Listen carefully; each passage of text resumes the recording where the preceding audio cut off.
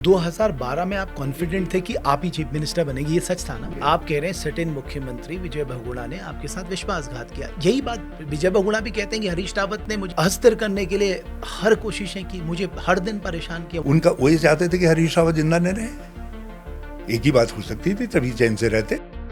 आपने ऐसा क्या एग्जाम्पल सेट किया कि जिसके बाद हम ये कह सके साहब ये मेरा एग्जाम्पल है जिसके लिए मुझे याद रखा जाएगा? पहाड़ मैदान का जो पूरा इस समय पूरी चर्चा चल रही है, आपको लगता है इससे उत्तराखंड को नुकसान होगा? मैदान पहाड़ जो भी इसको करने की कोशिश करेगा वो अपनी राजनीति पर कील ठोकेगा। महेंद्र भट्ट प्रेमचंद जी के प्रेम में उन्होंने इसको मैदानी पहाड़ी शब्द का पहली बार उपयोग किया।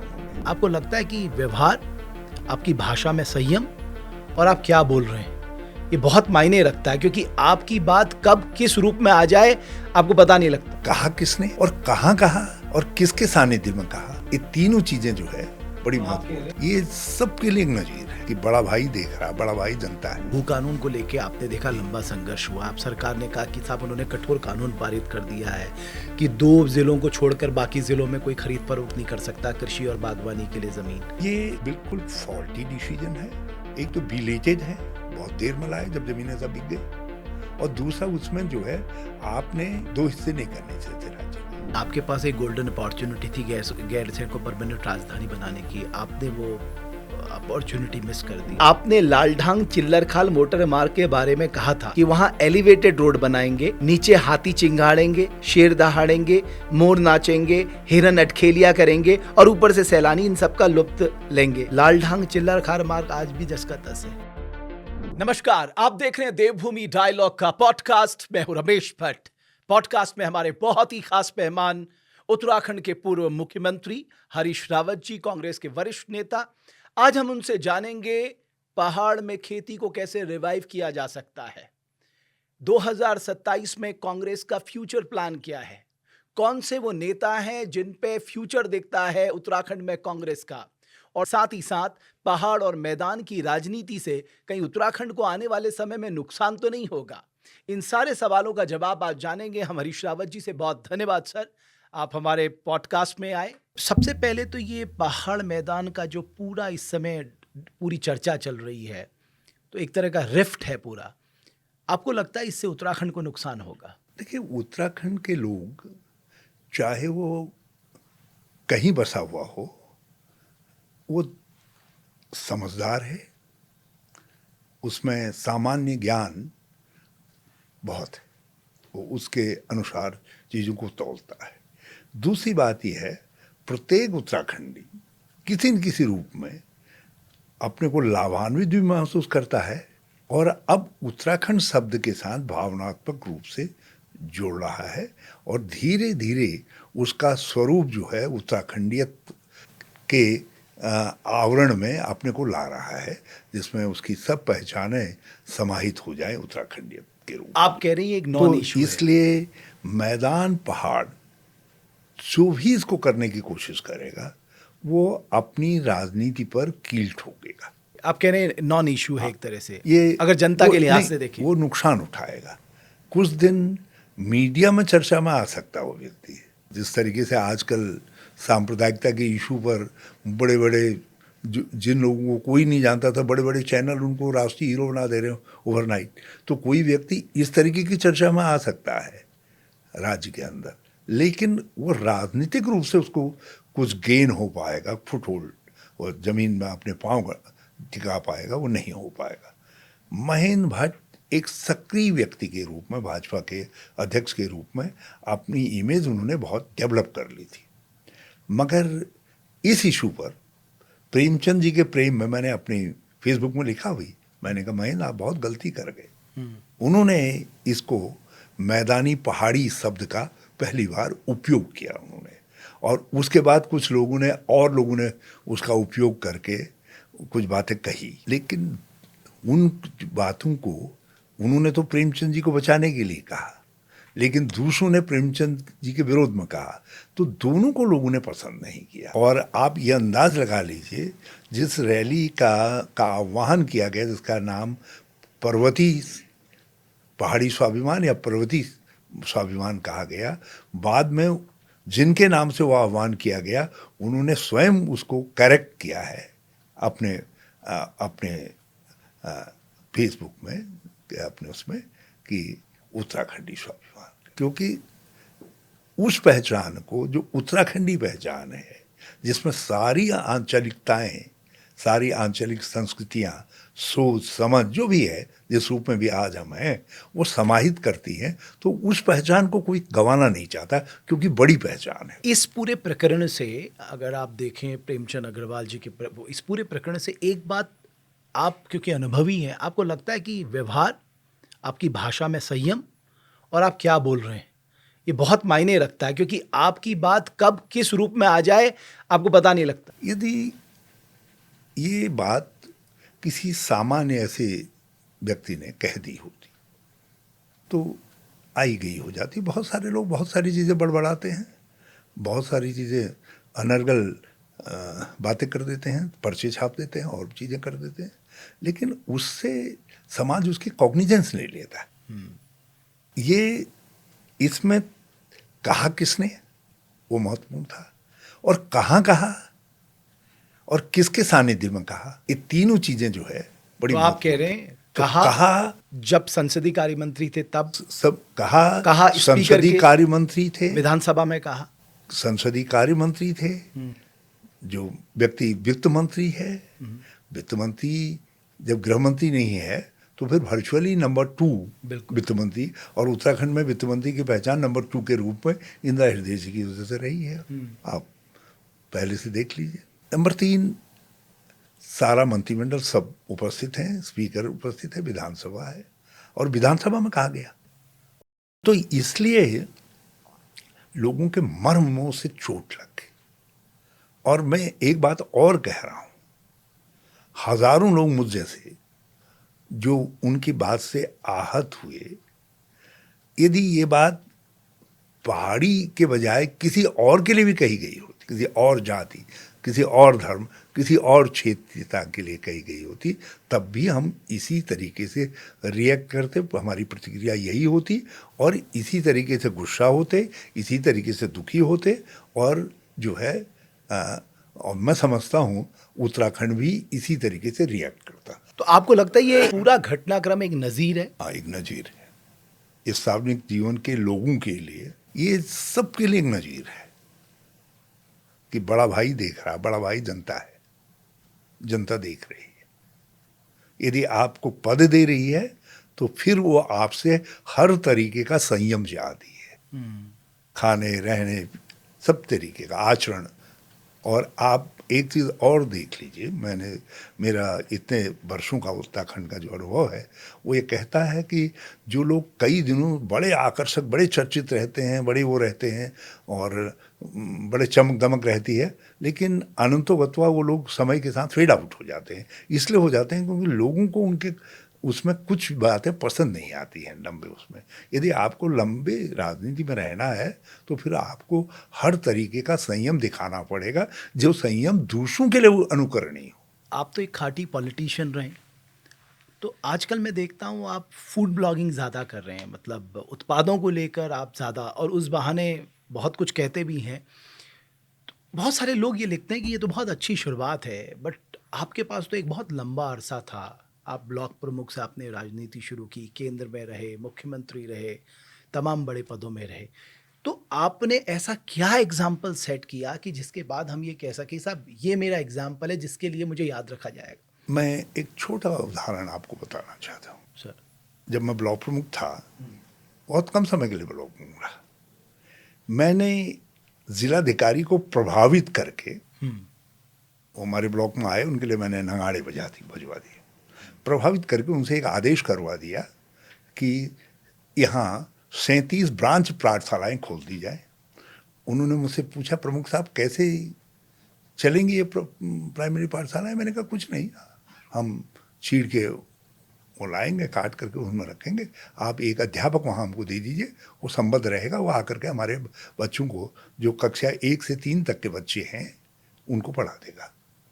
कक्षा 1 से 3 तक के बच्चे उसमें पढ़ने शुरू हुए। अब उसकी वजह से एक नैतिक दबाव जिलाधिकारी पे भी आ गया, शिक्षा अधिकारी पे भी आ गया, जिन्होंने वो सब शुरू किया कि धीरे धीरे उनमें से सब उनको अगले 5 साल में तो नहीं रहा ब्लॉक प्रमुख, मैं हट गया, लेकिन मेरे बाद भी वो पाठशालाएं रही और धीरे धीरे वो पूर्ण पाठशालाओं में परिणित हो गई। और इसलिए साक्षरता, जो बच्चे नहीं जाते थे, साक्षरता जंप कर गई हमारे वहाँ, क्योंकि हर गांव के अंदर स्कूल आ गया।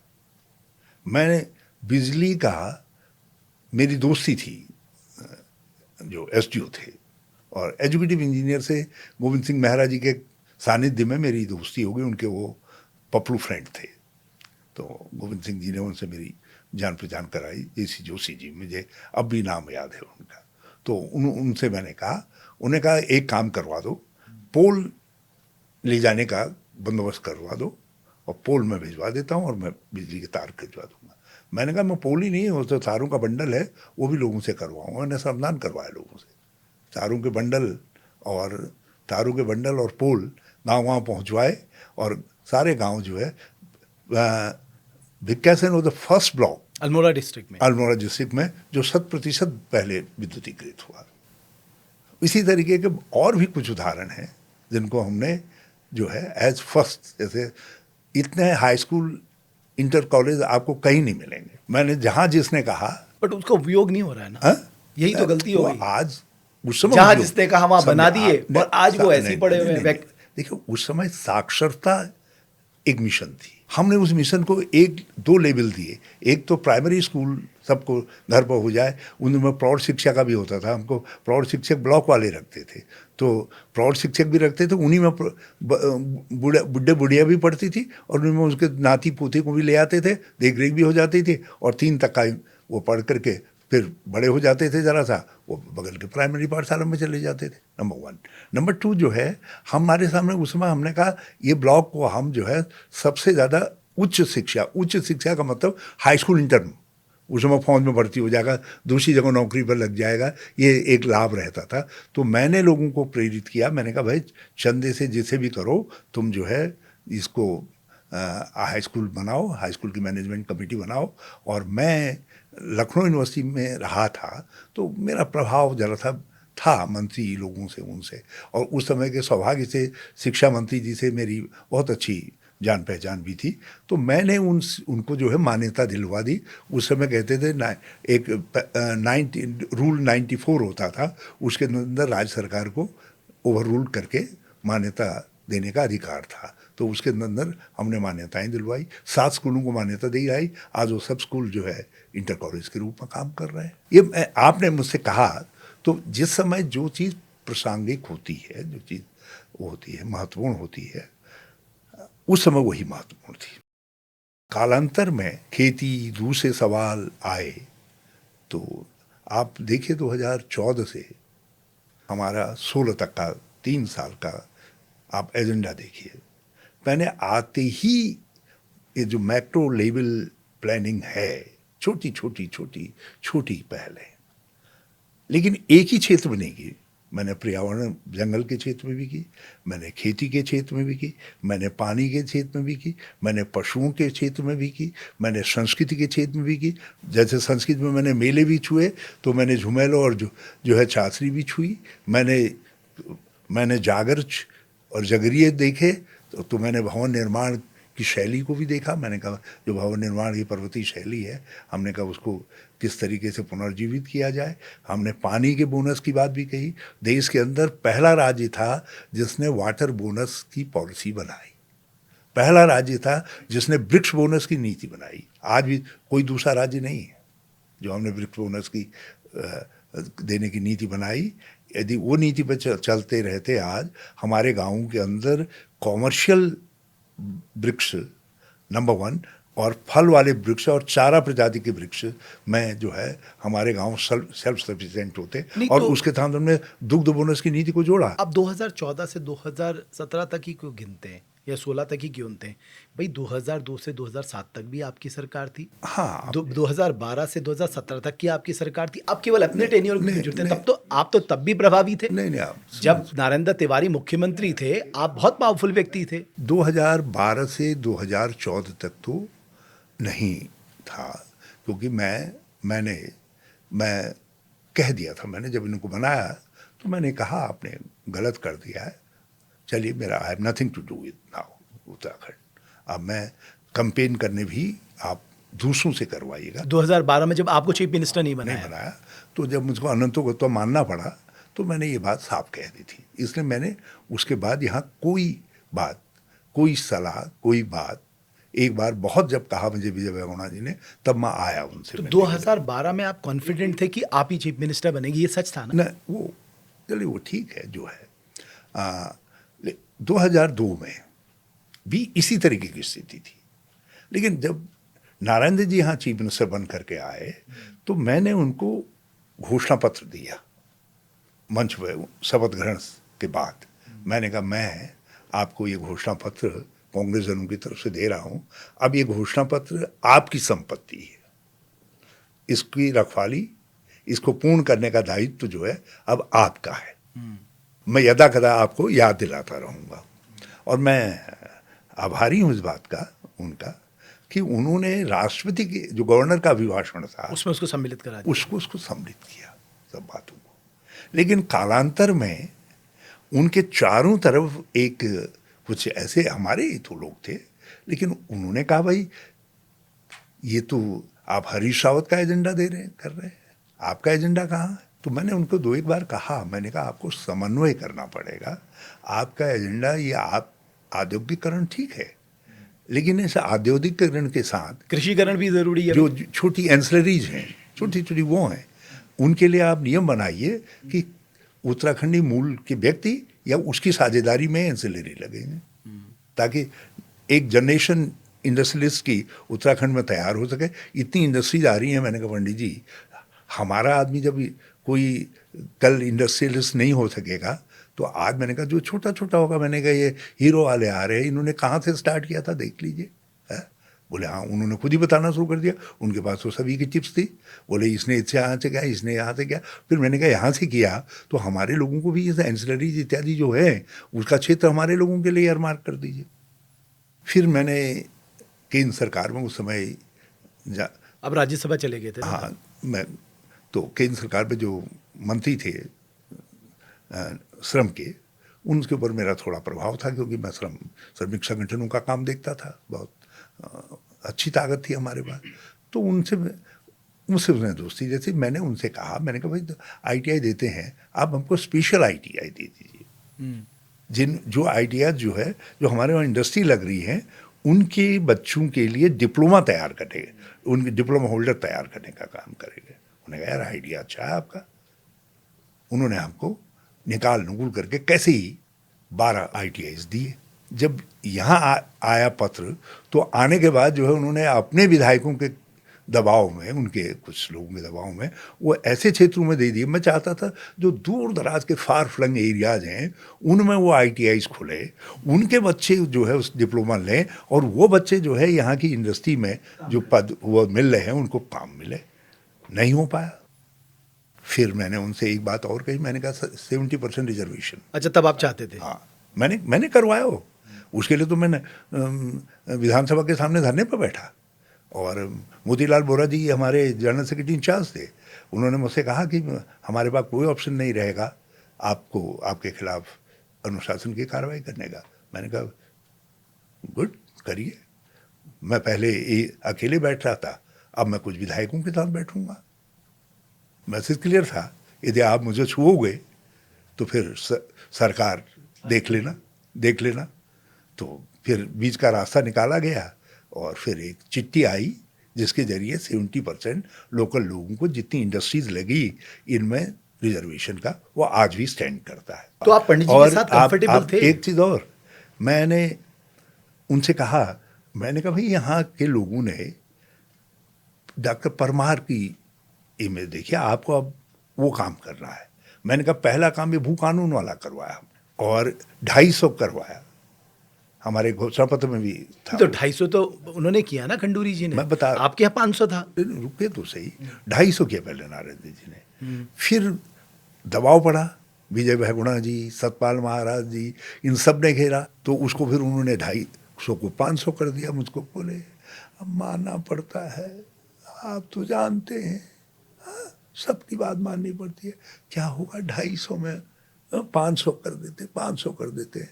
अब मैंने उनके चेहरे की तरफ देखा, मैंने कहा इतना बुजुर्ग आदमी इस तरीके से कह रहे हैं, मैंने कहा पंडित जी जो करें, लेकिन मैं संतुष्ट नहीं हूँ, लेकिन जो करें करिए। बाद में उसी को खंडूरी जी ने फिर 250 किया। जो खंडूरी जी के पास एक ही तगमा रहा कि मैंने 500 को 250 कर दिया, वो जो है वही वाला था जो है। तो आप ऐसा नहीं है कि हमने जो उत्तराखंड और उत्तराखंडियत की सोच है उस रास्ते को छोड़ा। बट नरेंद्र तिवारी को ना आज भी रावत जी इसलिए लोग जानते हैं कि उसने आके यहाँ पर इंडस्ट्री को लेके आए, उन्होंने जो अपने रिलेशन थे उनको कैश किया, वो बड़े बड़े उद्योगपतियों को यहाँ पर लेके आए, तो उन्होंने ये काम किया। मैं वही तो पूछता था, आपके उसमें क्या है, मतलब देखिए, उनको आज भी ये जाना जाता है भाई तराई एरिया में खूब इंडस्ट्री लगाई, सिडको उन्होंने बसाया। सब जगह बहुत अच्छी बात है। बल्कि ये टैक्स हॉलीडे स्कीम की स्कीम तैयार हुई थी, और ये तैयार हुई थी, आपको याद होगा कांग्रेस की गवर्नमेंट थी जो लास्ट बजट था, उसमें टैक्स हॉलीडे स्कीम अनाउंस हुई थी। उसी को कैरी ओवर किया था जब अटल बिहारी वाजपेयी जी की सरकार बनी, उसका नाम टैक्स हॉलीडे स्कीम था। उसी स्कीम के तहत जो है इन हिमालयी राज्यों को, जिनको स्पेशल कैटेगरी स्टेटस दिया गया था, उसमें उत्तराखंड भी था, बिल्कुल उन राज्यों में ये सब जगह लगे, यहाँ भी लगे, हिमाचल में भी लगे। हिमाचल में फार्मास्यूटिकल में हमारे बराबर है वहाँ, और हमसे भी ज़्यादा इंडस्ट्रीज लगी, और भी दूसरे हिमालयी क्षेत्रों में भी लोग गए। लेकिन उत्तराखंड में सौभाग्य से जो हमने हरिद्वार हमारे साथ जोड़ा, तो उसकी वजह से हमको अपर एज मिला, क्योंकि मैदानी भाग मिला। उधम सिंह नगर, हाँ, उधम सिंह नगर तो पहले ही था। तो जो है हमको एक अपर एज मिला, नहीं तो यदि वो नहीं होता तो हमारे कुछ देहरादून में लगती, कुछ उधम सिंह नगर में लगती। तो इतना बड़ी संख्या इंडस्ट्रीज की हमारे वहाँ नहीं हो पाती। तो समय ने नारायण दत्त जी को ये सौभाग्य दिया, और सबसे बड़ी बात जो आपने कहा, उसमें उनके रिलेशंस का भी योगदान हो सकता है, मैं उससे इनकार नहीं करता। नहीं हो नहीं सकता। मैं एक बार मैं बताऊं, मैं राहुल बजाज साहब को इंटरव्यू कर रहा था, और राज्यसभा सांसद थे। उन्होंने बोला कि मेरी इंडस्ट्री फाइनलाइज हो गई थी हिमाचल में लगनी, बट मुझे रात को तिवारी जी का फ़ोन आया कि मैंने तुम्हारे लिए लैंड टारगेट की हुई है, आप आइए और नाश्ता भी मेरे साथ करेंगे, यहीं करना है। बोले मैं सब छोड़ के चला गया देहरादून। हाँ, तो ये उन्होंने तो अपने रिलेशन को कैश किया। मैंने कहा ना आपसे, ये हो सकता है, क्योंकि उनके रिलेशंस थे लोगों के साथ, उसका लाभ राज्य को मिला। तो रावत जी, इसको इस एंगल से भी देखा जा सकता है कि अगर नरेंद्र तिवारी जी की कोई जगह और होता तो शायद इतना डेवलपमेंट नहीं करा पाता। हाँ, ये हो सकता है। इतना देखिए, इंडस्ट्रियलाइजेशन जो है होता नहीं, अगर उत्तराखंड के मैं ही बोल रहा, उत्तराखंड के पर्सपेक्टिव से आप ये मानते हैं कि आपको एक ऐसा लीडर मिला जिसने उत्तराखंड की एक मजबूत नींव रखी। उत्तराखंड जिस सोच के साथ बना था, जिस समझ के साथ बना था, जिन लक्ष्यों को लेकर के बना था, वो उत्तर प्रदेश से भिन्न थे। हम 5 साल के बाद 2014 तक जितनी भी ग्रोथ रही, मैं नहीं कहता कि नारायण दत्त जी ने कुछ नहीं किया, खंडूरी जी ने, सबने अपना अपना रोल प्ले किया, सबने कुछ न कुछ किया, लेकिन हम उत्तर प्रदेश की कॉपी बन गए, कार्बन कॉपी। हम अपना जिस रूप में हमको ग्रोथ चाहिए थी, जो हमारी जो यूएसपी थी, हमारी जो ताकत थी, उस पर हम काम नहीं करें, उस पर हम काम नहीं कर पाए ना। उन धाराओं पर हम उस पर सोच नहीं। जैसे मुझे एक एग्जांपल दीजिए ना, मतलब जनता को हम कैसे समझाएं? क्या? जैसे एक बताइए, ये हमारी ताकत थी, ये हमने छोड़ दिया। जैसे हमारी ताकत हमारी प्रकृति है, जंगल है। बिल्कुल, हमने जंगलों की बिल्कुल उपेक्षा की। हमने जंगलों की अपनी ताकत को अपनी इकोनॉमी के साथ इंटीग्रेट करने की कोशिश नहीं की। आज भी नहीं है। अन्य आज भी है, लेकिन हमने कोशिश की ना। हमने इसी के लिए इको डेवलपमेंट कॉर्पोरेशन का डेवलप, वो ठीक है, लेकिन आज आपकी ग्रोथ में आपकी फॉरेस्ट्री का कितना योगदान है, आप खुद ही देख लीजिए। मैं यही कह रहा हूँ, हमने इको डेवलपमेंट कॉर्पोरेशन की स्थापना की, और वन निगम के साथ उसको संबद्ध किया। वन निगम के साथ इसलिए संबद्ध किया क्योंकि हम कुछ वन निगम से धन चाहिए था, और इसमें कुछ इन्वेस्ट करना था, और इसके इन्वेस्टमेंट से हमने, जैसे हमारे फॉरेस्ट के अंदर बहुत सारी लोकेशन है, बहुत सारे स्थान हैं, बहुत सारी संपदाएं हैं जो प्राकृतिक संपदाएं हैं, हम उसका किस तरीके से दोहन करें। आप अंदाज लगाइए, हमने उस समय 178 ऐसी लोकेशन जो है आइडेंटिफाई करवाई जिनमें हम बर्ड वॉचिंग का आपका वॉचिंग सेंटर बनाएंगे, वर्ड पार्क बनाएंगे। बट कहाँ है वो रिपोर्ट? है अरे आप, बट उसमें काम तो हुआ नहीं। नहीं हुआ काम। भाई दो चार चीजें हैं। आप नैनीताल में किलवरी के पास चले जाइए, नैनीताल एक सात ताल को देख आप लीजिए। यहीं पर पौलगढ़ में चले जाइए, दूसरी जगह चले जाइए, इनमें सब जगह बना नहीं। एक शुरुआत हुई, हमें समय कितना मिला। आप क्या समझते हैं कि मैं कोई 5 साल का मुख्यमंत्री था? मैं तो केवल 1.5 साल का मुख्यमंत्री। हमारे यहाँ कहावत है ना, 1.5 साल पूत के पाँव पालने में ही पता लग जाते वही हैं। कह रहा हूँ, तो वो डायरेक्शन तो दिखनी चाहिए थी ना। एक मिनट, उत्तराखंड का लोग भी और जो यहाँ का प्रबुद्ध जनमानस है उसने मेरे साथ न्याय नहीं किया हमारे मूल्यांकन में। एक बात बताइए, ये आपका मूल्यांकन हो सकता है ना, उसने आपका मूल्यांकन किसी दूसरे तरीके से किया होगा। 2013 की जो आपदा थी वो कोई साधारण आपदा थी? बिल्कुल, वो दुनिया का सबसे खतरनाक डिजास्टर था, उसका जो मैग्नीट्यूड था और सबसे कठिन था। कोई जिला ऐसा नहीं था जो आपदाग्रस्त नहीं हुआ, जिसमें टूट फूट नहीं हुई, शत विशत नहीं हुआ।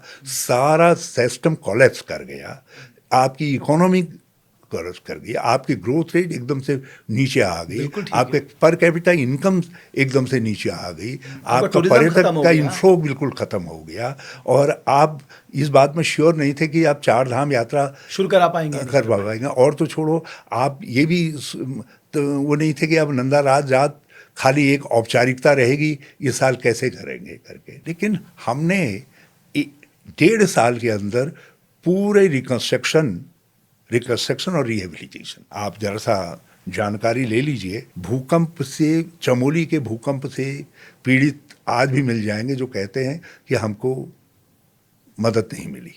लेकिन आपको केदारनाथ आपदा या 2013-14 की आपदा, जिसको हिमालयी सुनामी कह दीजिए, कुछ कह दीजिए, एक व्यक्ति भी नहीं मिलेगा जो प्रभावित था और जिसके द्वार तक हमारी सरकार ने सहायता नहीं पहुंचाई। तो आप कह रहे हैं आपने सबसे मुश्किल समय में रिसेटलमेंट, रिहैबिलिटेशन का काम किया, और जब चुनाव की बारी आई जनता ने आपको नकारा, आपका सही आकलन नहीं किया, इस बात से आप दुखी हैं? मैं यही कह रहा हूँ, बल्कि ये काम इतना मुश्किल था, जब मैं इधर को आ ही रहा था तो मैं सोनिया जी के पास गया। मैंने कहा क्या आ गया है? बोली हरीश देखो, ये जो आपदा आई है इससे वहाँ के लोग बहुत पीड़ित हैं और मैं भी बहुत दुखी हूँ।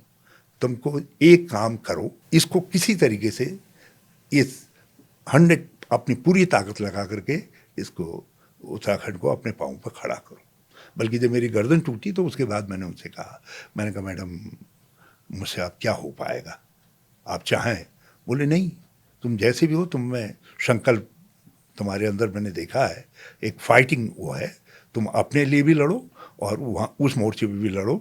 तुम्हारा दिमाग तो ठीक काम कर रहा है, हमको तुम्हारा दिमाग का काम चाहिए। अब शरीर का कैसे क्या करना है वो समय के साथ देखेंगे। यानी जब आपकी गर्दन में चोट लगी, जब आपकी गर्दन में चोट लगी, आप कह रहे हैं आप कंटिन्यू नहीं करना चाहते थे, और ये आपने पार्टी हाईकमान को कहा कि साहब मैं अस्वस्थ हूँ, मैं कंटिन्यू नहीं कर सकता। हाँ, मैंने ये, अभी कोई विश्वास ही नहीं करेगा कि आप मुख्यमंत्री पद छोड़ना चाहते थे। आपसे कह दिया जाए कि आप 14 महीने तक ऐसे ही रहेंगे, खड़े नहीं हो सकेंगे, कैसी अब एक थी स्थिति। C1 और C2 का फ्रैक्चर कोई सामान्य फ्रैक्चर नहीं होता है। वो एग्री, वो जो आपको प्रॉब्लम थी उसको मैं नहीं चल, मैं कह रहा हूँ जिस कुर्सी के लिए यहाँ रात दिन मारकाट मची हुई है, आप कह रहे हैं आपने उसको कहा कि मैं छोड़ना चाह रहा हूँ। है ना, लीडरशिप है ना, उसके लोग अभी भी है ना हमारे बीच में। मैंने अपनी ये बता दी कि क्या सामर्थ्य है, और मुझसे कहा गया कि तुमको उस पर फोकस करना है, तुम किसी और चीज़ पर फोकस मत करो, बाकी चीज़ें देखना हमारा काम है। और पार्टी ने जो मनोबल दिया उसके आधार पर हमने 1.5 साल के अंदर पूरा रिहेबिलिटेशन, रिकंस्ट्रक्शन का वर्क पूरा करके दिया। और जब चीज़ों को एक बड़े पैमाने पर करने की बात आई तो मैंने राजनीतिक भूकंप भी तो झेला। दूसरा मुख्यमंत्री कोई बता दीजिए जिसके वहाँ सत्तारूढ़ चीफ मिनिस्टर, जो चीफ मिनिस्टर रहा हो उनसे पहले, वो दल बदल करे। और ऐसा चीफ मिनिस्टर जिसको 1.5 साल के लेजिस्लेटिव अनुभव के आधार पर एक 20 साल के लेजिस्लेटिव अनुभव के व्यक्ति को पीछे करके मुख्यमंत्री बनाया गया हो, जिसकी बहन को उत्तर प्रदेश जैसे प्रदेश का अध्यक्ष पद दे दिया गया हो और वो दल बदल कर दे, कोई कल्पना कर सकता था? नहीं तो क्योंकि उसका और, कारण और है ना सत्ता ने, सर, जब वो बने थे तो आपने भी तो यही पूरी सिचुएशन इसी तरह से क्रिएट करी। हमने उनको, आपने पहले कहाँ स्वीकार किया था? मैं तो तब रिपोर्टिंग करता था आपके घर से बाहर से, आपके यहाँ सारे विधायक मंत्री एमपी साहब आपके यहाँ थे। ठीक कह रहे हैं आप। कई लोग तो यहाँ पर शपथ लेने नहीं आए। दल बदल और प्रोटेस्ट अपने अधिकार के लिए प्रोटेस्ट करने में बड़ा भारी अंतर है। मैंने अपने लोकतांत्रिक अधिकार का उपयोग किया, पार्टी ने उसको एक्नॉलेज किया। उस स्थिति में भी अगर आप देखेंगे तो आपने अपने सारे मोहरे बिल्कुल जगह फिट किए। स्पीकर का पोस्ट आपने अपनी पसंद को दिया, राज्यसभा की पोस्ट आपने अपनी पसंद को दी, यानी आपने अपने तो लोगों क्या को आप ये एडजस्ट किया समझते हैं ना? कि मैं सन्यासी था? मैं थोड़ा कह रहा हूं आप सन्यासी थे। आप ये नहीं कह सकते ना कि साहब आपके साथ आपने तो हर परिस्थितियों से किसी चीज से मुझे वंचित किया गया तो मैंने अपने अधिकार को स्ट्रेस जोड़ देने के लिए अपने उससे अपने लोगों को करवा। मैं जैसे आजकल डोनाल्ड ट्रम्प कहते हैं ना, जैसे को तैसा। मंत्री भी एक से ज्यादा दिया गया मुझको। उनके पसंद के 3 थे तो मेरे पसंद के। आप कह रहे हैं सिट इन मुख्यमंत्री विजय बहुगुणा ने आपके साथ विश्वासघात किया। यही बात विजय बहुगुणा भी कहते हैं कि हरीश रावत ने मुझे अस्थिर करने के लिए हर कोशिशें की, मुझे हर दिन परेशान किया। वो भी तो यही कहते हैं। अब तो ये कैसे पता लगाएं किसने किसको परेशान किया? एक उदाहरण बताए ना। वो कहते मुझे चैन से नहीं जीने दिया। किस बात से? उनका वो ये चाहते थे कि हरीश रावत जिंदा न रहे। एक ही बात हो सकती थी, तभी चैन से रहते। मैं तो एक राजनीतिक व्यक्ति था, लेकिन वो बता दे एक दिन मैं यहाँ आया हूँ और मेरे साथ जरूरी थोड़ा ना आपकी फिजिकल प्रेजेंस यहाँ है। आप तो पर्दे के पीछे बहुत कुछ कर सकते हैं। नहीं पर्दे के पीछे, लेकिन मुख्यमंत्री तो साक्षात सामने है ना। आप कह रहे हैं मैनेज करना चाहिए। और विजय बहुगुणा जी की अदावत अभी भी है। नहीं, आप भूले नहीं। नहीं अदावत नहीं है, ये राजनीतिक सत्य है। हाँ। अदावत को ये रूप में बट कभी आपकी फिर मुलाकात हुई? नहीं, आप अदावत के रूप में इसको नहीं ले। 2017 के बाद मैं ये पूछना चाह रहा हूँ। मैं समझ गया। बिल्कुल मिले हैं। मिले तो फिर क्या बातचीत हुई? हम तो जिस दिन शपथ ली, त्रिवेंद्र सिंह जी ने जो है मंच पर जाकर के जब त्रिवेंद्र को बधाई देने के लिए गए तो विजय बहुगुणा के बगली पे बैठे। आपने क्या कहा? ना खुदा ही मिला ना विशाले सनम, इधर के रहे ना उधर के, हम ना आप भी रहे ना हम भी रहे। नहीं, हमने जो कुछ भी कहा जो कुछ भी कहा नहीं, लेकिन कहा क्या ये तो बता दीजिए। जो कुछ भी कहा, लेकिन वो उसका अभी समय नहीं आया बताने का। जब समय आएगा वो भी बताऊंगा। लेकिन ये है कि आप आज भी उस बात से बहुत हर्ट हैं। नहीं, मैं दूसरी बात, आप गाए बगाए अपने फेसबुक पोस्ट पे भी लिखते हैं ना। मैं ये कह रहा हूं कि पार्टी के अंदर अपना विरोध दर्ज करने में और पार्टी से दगा करके बगावत करके भाजपा के साथ मिलने में बड़ा भारी अंतर है।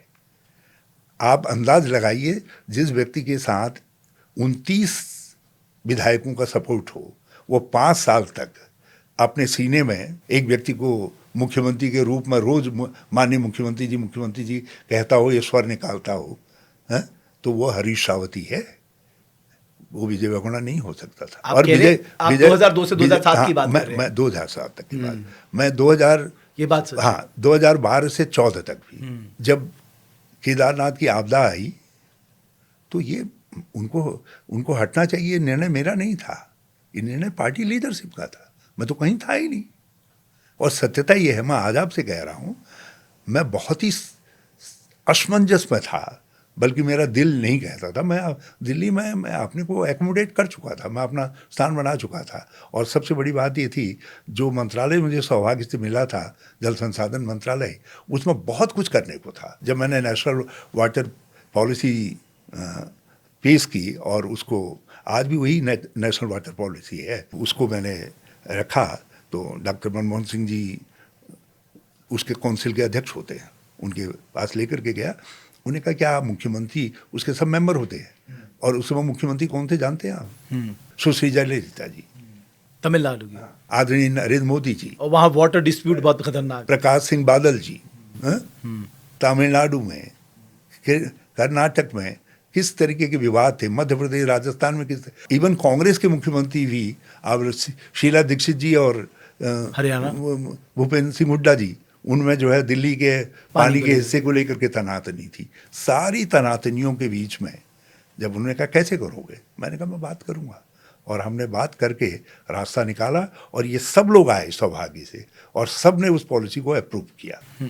तो मैंने अपने लिए आगे का रास्ता बना लिया था, रोड मैप बना लिया था कि मुझे क्या करना है, ताकि मैं ये चाहता था कि इस मंत्रालय में भी मैं कुछ ऐसी शुरुआतें करके जाऊं जो आगे के लिए फायदेमंद हो। नहीं तो आपका पार्टी हाईकमान भी तो सोचता था, अगर हम विजय बहुगुणा जी को रिप्लेस करना चाहते हैं, किसी दूसरे के बारे में सोच भी नहीं सकते, क्योंकि हरीश रावत उन्हें काम करने नहीं देंगे। नहीं, मैंने तो उत्तराखंड के विषय में मेरे दिमाग में था ही नहीं। आपके दिमाग में नहीं था, लेकिन अच्छा, उनके दिमाग में तो था ना। उनके दिमाग में डर रहा होगा ना। वो तो आपकी स्किल से परिचित थे। यदि मान लिया आप किसी का माल लेकर के अपने घर में रख लेंगे, चोरी कर लेंगे, तो आपको डरना पड़ेगा कि कभी भी ये थानेदार आकर के कहेगा कि यार ये तो चोरी का माल है करके, तो वो उनका डर हो सकता है, मेरा डर नहीं था। मैं तो ये मान लिया था जो गया गया, और मैंने ये मान लिया था कि पार्टी ने इसके बदले में जो मुझे कंपनसेट करने के लिए दे दिया है वो मेरे लिए काफ़ी है। मैंने कहा मैं उसी में सिद्ध करूँ कि मैं कुछ कर सकता हूँ, क्योंकि एक गांव घर से निकल करके मुझे राष्ट्रीय फलक पर जो है अपने को सिद्ध करने और स्थापित करने का मौका मिल गया था। मैं दिल्ली की राजनीति में मैंने अपने को एडजस्ट कर लिया था, पार्टी की राजनीति भी कर लिया था। मुझे कहा जा रहा था जनरल सेक्रेटरी भी बन जाओ, तो मैं अपने को ठीक तरीके से एकोमोडेटेड पा रहा था। तो ऐसे समय में जिस राज्य के अंदर इतनी बड़ी आपदा आई हो, वहाँ आने का एक डर तो था ही, एक आशंका तो थी, लेकिन पार्टी, अब सोनिया जी, राहुल जी, उनका फैसला था, तो हम यहाँ आए, तो वो फैसला पार्टी लीडरशिप का था जी, उस लीडरशिप का फैसला था जिस लीडरशिप ने आपको 1.5 साल के लेजिस्लेटिव अनुभव के आधार के व्यक्ति को जो है उत्तराखंड जैसे क्रिटिकल स्टेट की चीफ मिनिस्टर से सौंप दी, और ऐसे लोगों को के ऊपर वरीयता दे करके कर दी। आपने कभी जानने की कोशिश नहीं की ऐसा क्यों किया? मैं नहीं गया उसमें, देखो जो गया, क्योंकि फिर उसमें जाने से कई तरीके के झगड़े उठते हैं। तो हमने वो रास्ता निकल गया, हमने इस बार ये सोच लिया था कि 2012 में कि भाई खट्टे अंगूर हैं, अब जाना ही नहीं, इधर की तरफ नहीं सोचना है, अब दिल्ली की तरफ सोचना है। लेकिन ऊपर वाले को कुछ और मंजूर था, लीडरशिप ने कुछ और सोचा, मैं उत्तराखंड आया। जो चुनौती थी मेरे सामने, मैं भगवान केदारनाथ जी का बहुत आभारी हूँ, बद्रीनाथ जी का आभारी हूँ, ये उनकी कृपा थी, मेरे माँ बाप का पुण्य था कि मैं जो है जिस काम के लिए बेसिकली यहाँ आया था वो काम मैंने शिद्दत से किया और रिकॉर्ड टाइम में पूरा किया, और सबका सहयोग लेकर। लेकिन रावत जी आप सबका सहयोग लेकर के एक आप केदारनाथ के रास्ते में चले जाइए, एक प्रभावित व्यक्ति से पूछेंगे तो लोग कहेंगे कि हरीश रावत ने हमको सम्मान भी दिया, और हमको जो है जो हमारी आजीविका थी उसको लौटाने में हमारी मदद। एक और बात मुझे बताइए ना कि ठीक है, लेकिन आप कह रहे हैं ना अंगूर खट्टे थे, ये मैंने सोच लिया, लेकिन सर 2012 के बाद अगर आप देखें, आपके लिए तो अंगूर खट्टे ही है कांग्रेस के लिए राज्य में। आप 2014 हारे लोकसभा, 2017 हार गए विधानसभा, 2022 हार गए विधानसभा, 2019 लोकसभा हार गए, 2022 विधानसभा हार गए, 2024 लोकसभा हार गए, तो ये तो अंगूर खट्टे ही खट्टे हो गया। ये तो मैं उत्तराखंड के लोगों से कह रहा हूँ, आज भी कह रहा हूँ, मैं इतने चुनाव हार गया, लेकिन उसके बावजूद भी आज में हरीश रावत जिंदा है। नहीं, आपने मैंने आपका आंकड़ा निकाला सर, हरीश रावत, आपने व्यक्तिगत रूप में 14 चुनाव लड़े, रमेश जी, जिसमें से आप 6 जीते और 8 हारे। अब मैं कह रहा हूँ मैं कितने जीता कितने हारे छोड़ दीजिए, मैं कह रहा हूँ मैं सभी हारा, लेकिन आज भी मैं जो है हरीश रावत के रूप में, एक सोच और समझ के रूप में, एक राजनीतिक कार्यकर्ता के रूप में जिंदा हूँ। लेकिन यही तो मैं जानना चाहता हूँ, ये कैसे संभव कर पाते हैं आप? इसलिए संभव है क्योंकि मैंने जिस समय मुझको लोगों ने मौका दिया, मैंने उस मौके का भरपूर फायदा, जिन लोगों ने मुझे वो मौका दिया उन तक लौटाया, ईमानदारी और शिद्दत से लौटाया। मैंने जैसे ना आपका अभमंडल तो बड़ा है, बट जब इलेक्टोरल पॉलिटिक्स की बात आती है आप उसमें पीछे दिखाई देते हैं। अब जैसे नरेंद्र तिवारी जी ने 18 चुनाव लड़े, सबसे ज्यादा चुनाव इस राज्य में ना नरेंद्र तिवारी ने 14 जीते, आपने 14 लड़े, आप 6 जीते 8 हारे। लेकिन सबसे बड़ी बात, ये मेरा सवाल नहीं है, ये हर कोई जानना चाहता, भाई ये हरीश रावत में ऐसा है क्या इस बंदे में कि चुनाव हारने के बाद भी बंदे के चेहरे पे शिकन नहीं है, फिर भी पॉलिटिक्स में अपने को प्रासंगिक बनाए रखा है बंदे ने। हमारी जो सोच और समझ है वही हमारी ताकत है, जो हमारी भावना है, हमारा जो समर्पण है वो हमारी प्रेरणा है, हमारी शक्ति है, और उसी के आधार पर हम जिंदा हैं।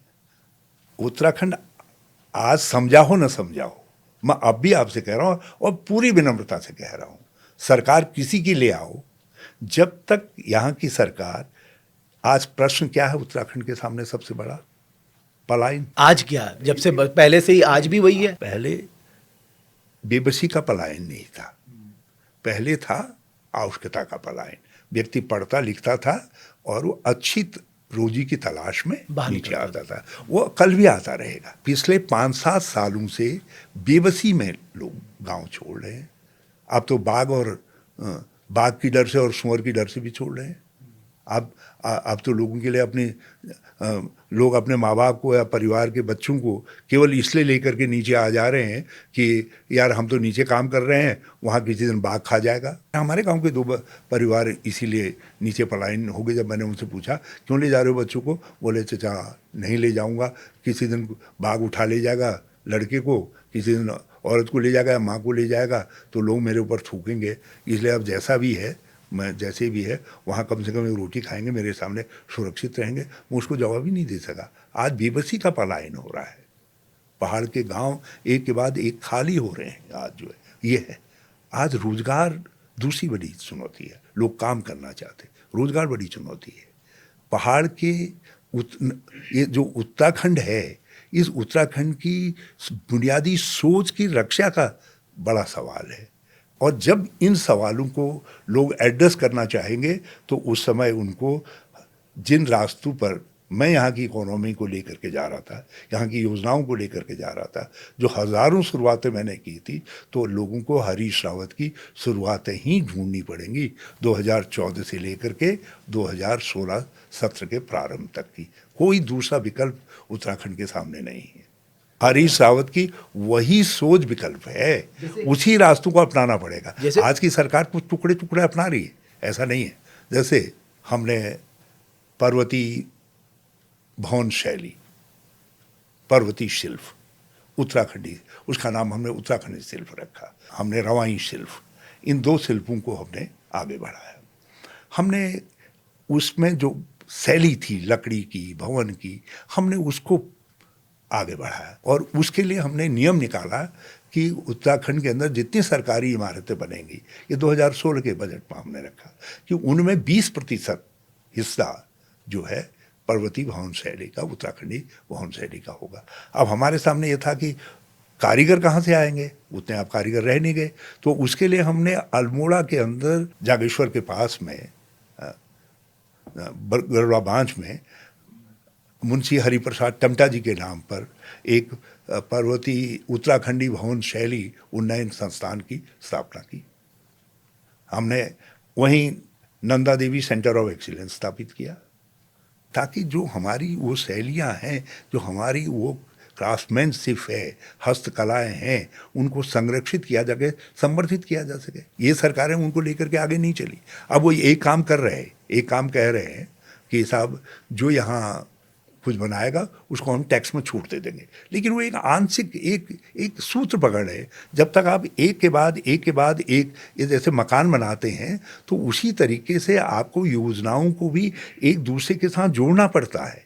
आप केवल एक पहल के आधार पर जो है पूरी इमारत नहीं बना सकते हैं, आपको पूरी पहल तैयार करनी पड़ती है। तो मैंने 2014 से 2016 तक उत्तराखंड और उत्तराखंडियत का जो मॉडल तैयार किया इकोनॉमिक ग्रोथ का, जब तक आप उसको समूचे रूप में नहीं अपनाएंगे तब तक कल्याण नहीं होगा। अब हरीश रावत आज 76 वर्ष का है और अब बहुत ऐसी भी नहीं है कि मैं बहुत आगे चल सकता हूँ, क्योंकि मैं इतने एक्सीडेंट झेल चुका हूँ।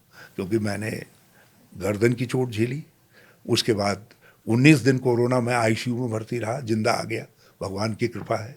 कुछ चाहता हो भगवान कि मैं कुछ और कहता रहूँ, रमेश जैसे दोस्तों के साथ उनसे बातचीत करता रहूँ, वो चाहता होगा। तो मैं आ गया, जिंदा आ गया। फिर उसके बाद यहाँ बाजपुर में एक एक्सीडेंट हो गया जिसमें सारी कमर का हिस्सा क्षतिग्रस्त हो गया उससे। तो अब बहुत ऐसा नहीं है। मैं आने वाले सभी लोगों से कह रहा हूँ, राजनीतिक सोचों से भी कह रहा हूँ, आपको उसी बुनियादी सोच पर आना पड़ेगा। आपकी समस्याओं का दूसरा समाधान है ही नहीं। नहीं एक लाइन में हम ये हरीश कहें, रावत, उत्तराखंड की जो मैं कह रहा हूँ, ताकत है, जो प्रकृति ने रमेश ताकत जी, दी है, उसी ताकत पे काम करना है। हरीश रावत नहीं भी रहेगा, जो हरीश रावत ने की और हरीश रावत की सरकार ने जिन सोचों को आगे बढ़ाया, वही सोच आपका समाधान है। आपके पास दूसरा समाधान नहीं है। दिक्कत ये रही कि मैंने कहा ना, 1.5 साल उसमें गुजर गया, 1.5 साल आपके दोस्तों ने जो है, आप दल बदल करवाते हैं, फिर दल बदल, चलो हम जेल लगे दल बदल को, हमने जेल भी लिया था, जो प्रोसेस है। आपने राष्ट्रपति शासन लागू कर दिया, क्या बेसिस था भाई राष्ट्रपति शासन का? और यदि कुछ बेसिस था तो फिर आपने सुप्रीम कोर्ट में आकर के ये क्यों कहा कि हम राष्ट्रपति शासन वापस ले रहे हैं? सर वो तो आप, चलो ये लड़ाई है, वो तो हमेशा रहती है। इसलिए कहा क्योंकि आप सुप्रीम कोर्ट के गुस्से से बचना चाहते थे। जो हाई कोर्ट ने कहा था, सुप्रीम कोर्ट आपको ये था कि अब वही दोहराना चाहेगा और पूरी तरीके से इलीगलिटी सिद्ध हो जाएगी, तो इसलिए आपने खुद ही कह दिया हम राष्ट्रपति शासन वापस ले रहे हैं। और एक व्यक्ति, एक इतिहास बन गया, जो व्यक्ति, जो सरकार बर्खास्त हो गई, उस सरकार और जिस व्यक्ति की अध्यक्षता में वो सरकार बर्खास्त हुई, वो व्यक्ति जो है बिना शपथ लिए 2 बार मुख्यमंत्री और हो गया। मुख्यमंत्री की कुर्सी से हटा, फिर मुख्यमंत्री की कुर्सी पर बैठ जा रहा। इस इतिहास को बनाने वालों से ये पूछा जाना चाहिए कि उत्तराखंड को क्या मिला इससे? उत्तराखंड को क्या गेन हुआ? भाजपा को गेन हो सकता है, उत्तराखंड को क्या गेन हुआ? सर उनमें से तो कुछ लोग, केवल शराब की दुकानें दुगनी हो गई। जो आपके साथी गए थे वो तो कुछ आपकी पार्टी में वापस आ गए। नहीं, दिल्ली के अंदर भाजपा कह रही थी कि केजरीवाल एक बोतल के पीछे एक बोतल फ्री का नियम कर रहा था। यहाँ तो एक दुकान के पीछे 4 दुकानें फ्री देने का नियम है उत्तराखंड के अंदर, शराब की दुकानें। आज लोग कह रहे हैं कि साहब तीर्थ स्थानों में, अरे तीर्थ स्थानों में भी कच्ची शराब की दुकानें आपने अलॉट कर दी हैं। आज ये है, आज आपके नदी नाले सब खुद रहे हैं। ये मिला है उत्तराखंड को। बेरोजगारी का आलम यह है, आज 70,000 पद रिक्त पड़े हैं राज्य के अंदर। नकल की आड़ में कुछ दिन आपने कर दिया उस समय, और आप कहते हैं हमने ये कर दिया। अरे कहाँ है उन नौजवानों का अधिकार, क्या मिल रहा है? बट सरकार करीब 20,000 से ज्यादा लोगों को उन्होंने अभी सरकारी नौकरी दी है। कहाँ से, किस अभाव है? आज पर कैपिटा इनकम जहाँ पर हम 2017 में इनको दे करके गए, उसमें केवल 9 साल के बाद केवल 22,000 की वृद्धि हो रही है। जबकि हरीश रावत की सरकार में 2014 में हमको 71,000 रुपये मिली थी। 2014 के अंदर पर कैपिटा इनकम हमने 71,000 से 3 साल के अंदर 1,93,000 रुपये पहुँचाई, और आप उसको जो है 2,25,000 तक ही ले जा पा रहे हैं आज जो है। तो क्या मिला लोगों को? नहीं, मुझे एक चीज बताइए, अभी क्या लड़ाई है ना, अभी तो चलो ये ठीक है, ये आप एज ए लीडर, इसलिए आप अपोजिशन पार्टी के लीडर है, आप गवर्नमेंट को क्रिटिसाइज कर सकते हैं, न करे, लेकिन जो है आप जैसे नौजवानों को, सर मैं वही तो पूछ रहा हूँ, एड्रेस करना चाहिए। देखिए एड्रेस में सर, मैं तो पिछले 5 साल से गांव में ही तो घूम रहा हूँ कि हमें पहाड़ को बचाना है। मेरा सिर्फ इतना कहना है कि बिकॉज आपने कहा कि आपकी एज हो गई है ना, दिल तो आपका फिर भी नहीं मानेगा, पॉलिटिक्स से कैसे आप अपने को अलग कर सकते हैं। लेकिन मेरा सवाल ये है कि हरीश रावत, अब आप अपना अंश किसमें देखते हैं कि कौन ऐसा लीडर है उत्तराखंड में जो कांग्रेस के रिवाइवल की कहानी लिख सकता है? एक व्यक्ति का नाम बताइए, कोई है भी, या आपको लगता है कि अभी बहुत मुश्किल है कांग्रेस के लिए आने वाले समय में? देखिए, ये एक कठिन सवाल है, और राजनीति के अंदर समय देखना पड़ता है। अब यहाँ भी डिप्लोमेसी की अभी समय ही नहीं है। नहीं, लेकिन अगर मैं आपसे अगर आप मुझे सच में बताइए, कौन सा लीडर थोड़ी बहुत जिस पे आपको थोड़ी बहुत लगता है? रमेश भट्ट जी के बजाय यदि मुझसे ये सवाल कभी किसी मेरा कोई निर्णायक नेता पूछेगा तो मैं उनको जरूर बताऊंगा। अपना भी सौभाग्य मानता हूँ, अपनी पार्टी का भी सौभाग्य मानता हूँ। हमारे पास कई नौजवान हैं जिनमें ये क्षमता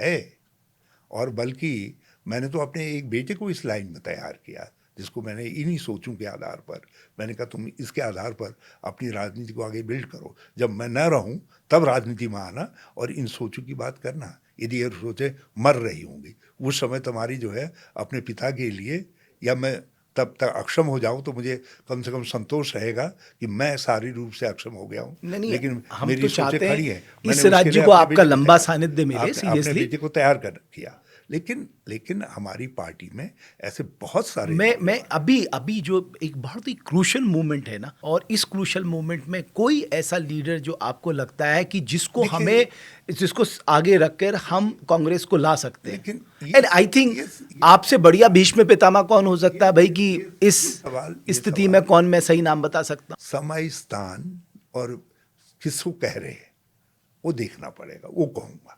लेकिन मैं इतना आपसे जरूर कह सकता हूँ कि कांग्रेस में ऐसे ऐसे लोग हैं, 3, 4, 5 लोग हैं, 6 लोग हैं जो जो इस तरीके की क्षमता रखते हैं। और कांग्रेस के अंदर कम से कम 3 दर्जन ऐसे लोग हैं जिनको मैं आइडेंटिफाई करके कह सकता हूँ, अंगुली रख करके कह सकता हूँ, जिनमें भाजपा के विधायकों से बेहतर सोच, बेहतर समझ, बेहतर क्षमता रखने वाले लोग हैं। मैं ये जानता था, एज ए सवाल पूछने मुझे पता था आप सीधा जवाब नहीं देंगे, तो इसमें कुछ लोगों ने ये कहा कि हरीश रावत कभी एक व्यक्ति पे हाथ नहीं रखते।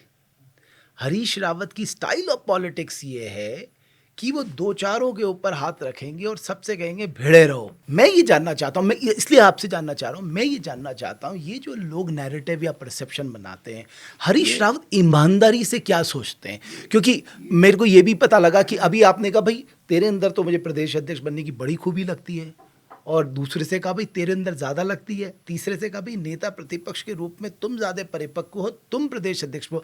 तो वो 7-8 जो है वो इसी ब्रह्मांड में घूम रहे कि मैं प्रदेश अध्यक्ष। आप क्लैरिटी से बताइए इसमें क्या सच्चाई पहली है? बात तो यह है, एक सीमा तक जो व्यक्ति लोग आते हैं वो आने के बाद अपनी अगले पद की खुद की सोच से प्रभावित होते हैं।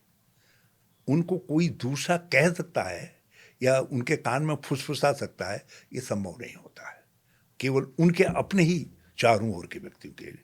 तो उसमें कोई हरीश रावत जैसा व्यक्ति फुसफुसा करके उनसे कह दे और उससे वो गाइड होते हो, नहीं होते। पहली बात ये मान लीजिए, ये एक गलत फहमी होती है।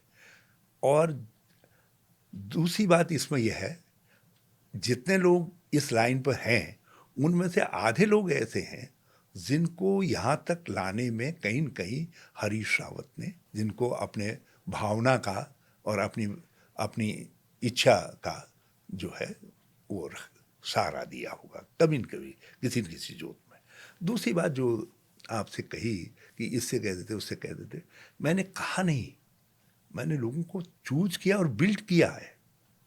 आप ज़रा सा देख लीजिए, आप पूरे राज्य के नक्शे में देख लीजिए, आपको 60% लोग ऐसे मिलेंगे जिनको कभी हरीश रावत ने कहीं से चुना, क्षमता देखी, तो उसके बाद उनको लगातार बिल्ड किया है। और मेरे साथ जो जुड़े रहे, मैंने हारने के बाद भी उनके साथ खड़ा रहा। तो वो आपके प्रति कृतज्ञता जताते हैं? तुम नहीं हारे हो, तुम तो उस दिन हारोगे जिस दिन तुम उस सोच के लिए हमने तुमको खड़ा किया है, उस सोच से हट जाओगे। जब तक तुम उस सोच पर कायम हो, तुम जो है कभी न कभी मौका तुमको मिलेगा, और लोगों को मौका मिला है। जो हारे वो जीत करके फिर आए, आज वो लीडर के रूप में स्थापित है। ऐसा अब आपकी जो बात है ना, मतलब अब ना लोगों का थोड़ा भरोसा भी उठने लग गया, नॉट बिकॉज ऑफ दिस। अब देखिए ना, जो लोग आपको साथ छोड़ के गए, आपने कहा आपकी पार्टी को नुकसान पहुंचाया, आपकी सरकार को अस्तर किया, उनमें से तो कुछ लोग आपकी पार्टी में वापस आ गए, वो आपके साथ मंच भी शेयर करते हैं। अब लोग भरोसा करें तो किस बात पे करें? उनका जो उस समय का आचरण है वो उस समय का आचरण है, और आज क्या आचरण करते हैं, सजा भी तो निर्धारित होती है ना। नहीं तो सजा क्या मिली, आप मुझे बताइए ना। वो दल बदलू हो गए। उससे क्या फर्क पड़ गया? उजाड़ू बल आप कहते रहिए, कौन पूछ रहा है उजाड़ू बल हो गए? वो पहचान उनको हाईकोर्ट ने कह दिया, ये पापी है, महापापी। एक बात बताइए, जिनको आप उजाड़ू बल कह रहे हैं वो वापस आपकी पार्टी में आते हैं, कोई नेता प्रतिपक्ष बन जाता है, कोई आपकी पार्टी में बड़े नेता के रूप में दिख रहा है। उसके बाद जो है वो जब उनको कह दिया और उस पीरियड में वो उन्होंने सजा भुगत ली, तो उसके बाद जिंदा रहने का तो हक है उनको। जिंदा रहने का मतलब राजनीति करने का हक है। तो आज वो किस तरीके से पार्टी के अंदर अपने प्रायश्चित करते हैं अपने अपराध का, वो मौका उनको दिया जाना चाहिए। यदि कोई व्यक्ति जो वहाँ गए, जिन्होंने पार्टी को कमज़ोर किया, आज इस स्थिति तक पहुँचा है, यदि वो वापस आते हैं और आज आकर के अपनी मेहनत और परिश्रम से पार्टी को मजबूत करने में जो लोग पहले से लगे हैं उनका साथ देते हैं, तो एक समय ऐसा आएगा जब हरीश रावत भी कहेगा हाँ भाई ये है। लेकिन यदि वहाँ से आए और यहाँ आकर के फिर, क्योंकि वहाँ लास्ट में बैठ अगर थे और उन्होंने यहाँ आकर के उन्होंने फिर से उजालूबंद की आगे ट्रेनिंग जो है बैठना दूसरे नेताओं को दे आगे दी। बैठना चाहोगे तो जो कांग्रेस के अंदर आगे बैठे हुए लोग हैं उनमें उनको ऐतराज होगा। एक चीज़ मैं ज़रूर आपसे जानना चाहूँगा, बिकॉज क्या है कि अभी 2 साल हैं विधानसभा चुनाव को लेकर, आप अपने को कहाँ पर देख रहे हैं, मतलब आपकी भूमिका क्या होगी? मैंने तो साफ कह दिया, मैं बहुत दिनों से कह रहा हूँ, जो पार्टी का हमारा चतुर्भुज नेतृत्व है राज्य का, हमारे पास बहुत क्षमतावान लोग हैं। चतुर्भुज नेतृत्व, हाँ हाँ, कहाँ से लाते हैं आप ये शब्द? पीसीसी प्रेसिडेंट, सीएलपी लीडर, और उनको सप्लीमेंट करने के लिए प्रीतम सिंह जी हैं, हाँ। गणेश गोदियाल जी हैं, दोनों पूर्व अध्यक्ष है। ये हमारा चतुर्भुज नेतृत्व है। इसके साथ और कुछ लोग जो समतावान लोग हैं इनके साथ खड़े होंगे, और ये लोगों के ऊपर, इन लोगों की जिम्मेदारी है आज आगे बढ़े। और हरीश रावत जो है भगवान से प्रार्थना करने के लिए और बकअप बकअप कहने के लिए उपलब्ध है। मैं रहूँगा और रहूँगा मैं, ऐसा नहीं है कि वो चलेंगे और मैं नहीं चलूँगा, मैं उतना ही चलूँगा भी उनके साथ, मेहनत करूँगा, परिश्रम करूँगा ताकि वो जिता करके लाएं।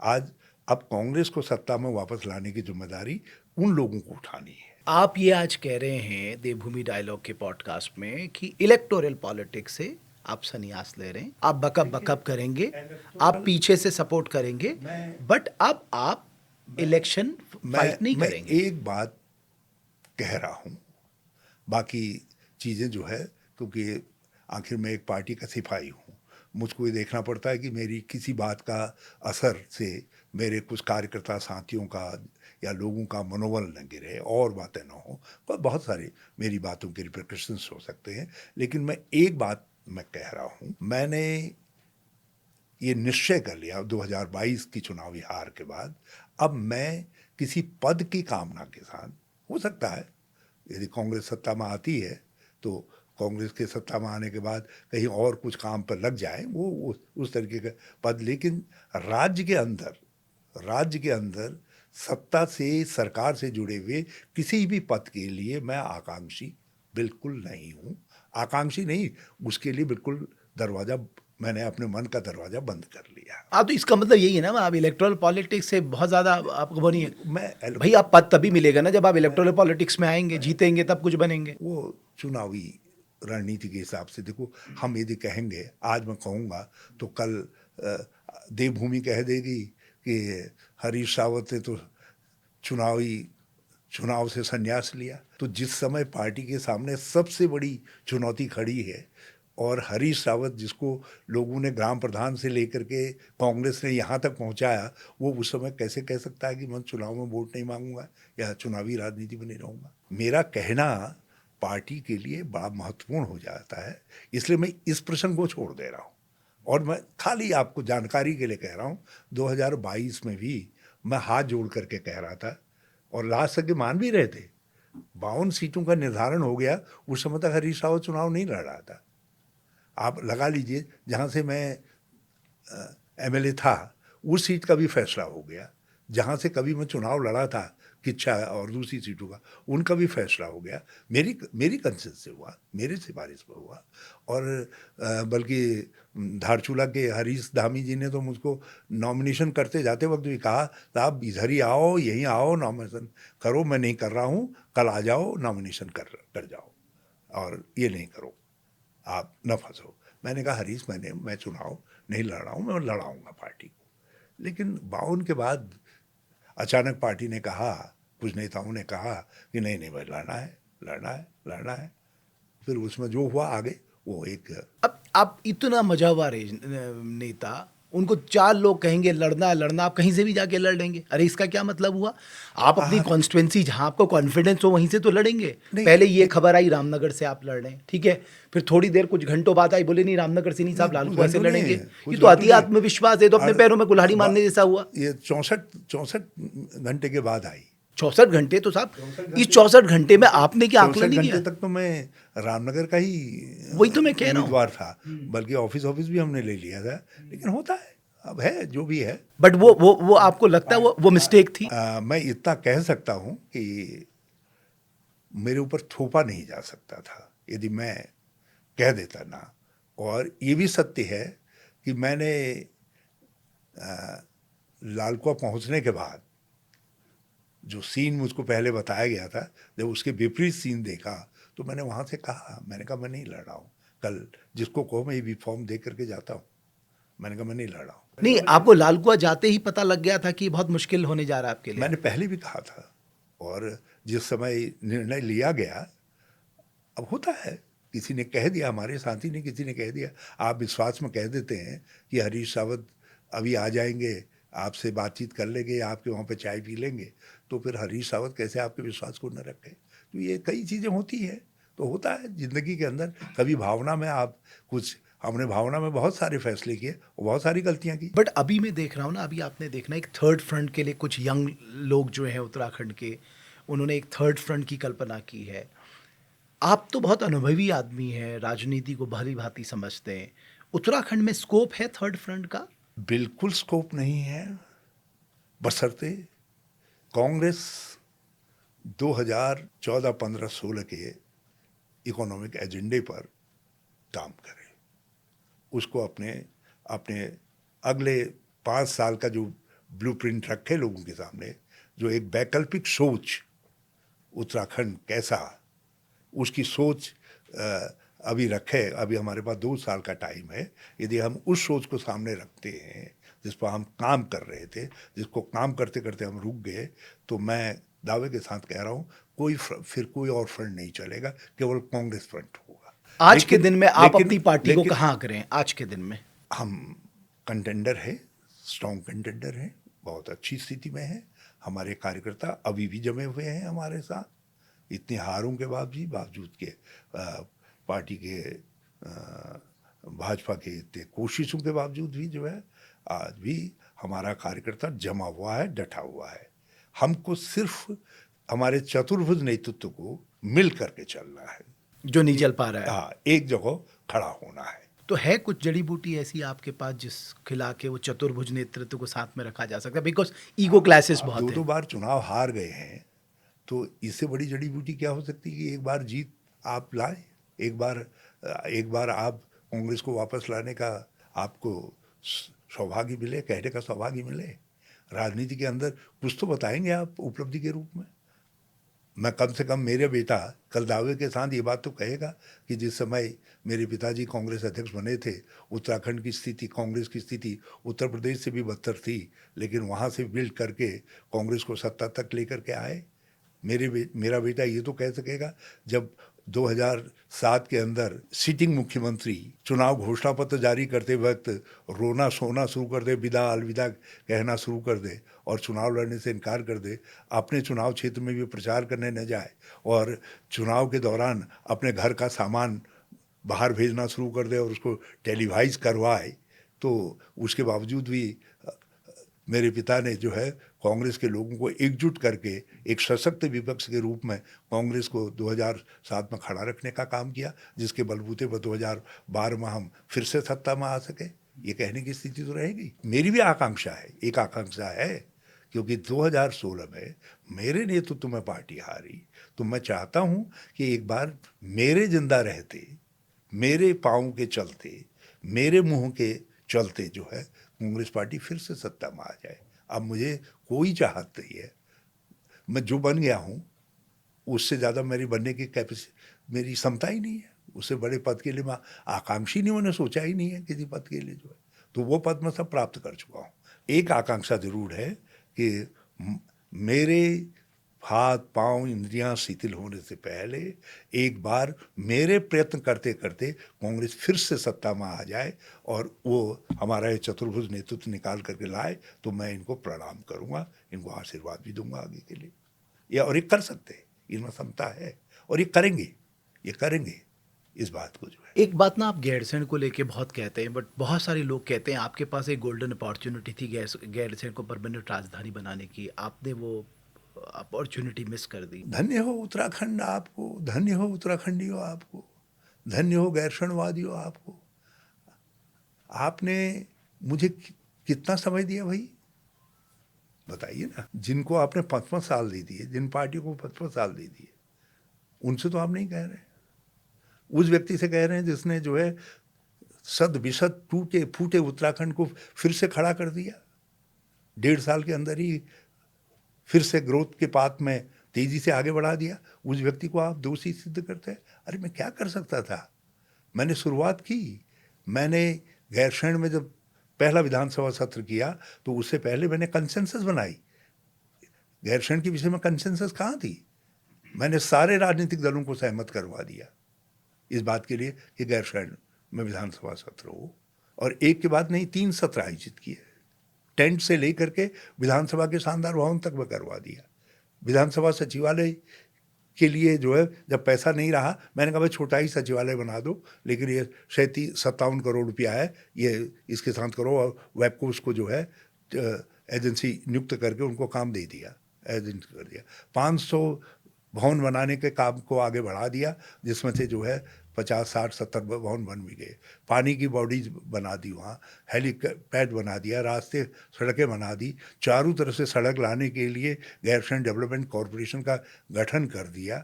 वहाँ सब विभागों के अपग्रेडेड ऑफिस खुलवा दिए, सारे काम कर दिए। लेकिन अब क्या है, मैंने लोगों से इतना ही तो कहा 2016 के अंदर, मैंने कहा भाई 2022 में मैं राजधानी वहाँ शिफ्ट कर दूंगा, और तब तक मैं ये इसका इंफ्रास्ट्रक्चर का डेवलपमेंट करूंगा, तब तक मैं इंफ्रास्ट्रक्चर डेवलप कर दूंगा। तो आपने मुझे अवसर ही नहीं दिया। आप मुझे अवसर देते तब तो पूछते मुझसे कि कहाँ हमारा गैरसैंण, कहाँ है हमारी राजधानी, क्यों है आज भी राजधानी यहाँ, क्यों नहीं है गैरसैंण के अंदर। और सारे उत्तराखंड को सम्मिलित करवा करके, हरिद्वार से लेकर के उधम सिंह नगर तक के सबको सम्मिलित करवाया, और सबने कहा, क्योंकि मैंने जो नक्शा उनको बताया, उस नक्शे में लोगों को लगा, मैंने आर्थिक विकास का नक्शा भी जोड़ा गैरसैंण के साथ। मैंने कहा ये जो नदी घाटियाँ हैं, ये हमारे नए इकोनॉमिक ग्रोथ जोन होंगे।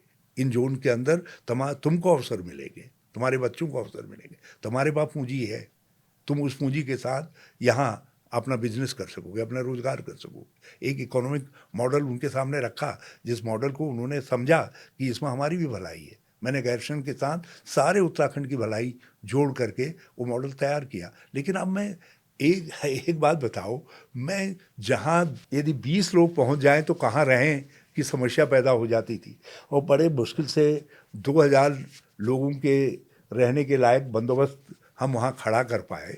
तो वहाँ राजधानी को कैसे शिफ्ट किया जा सकता था? आप मोहम्मद तुगलक की तरीके से तो नहीं चल सकते ना।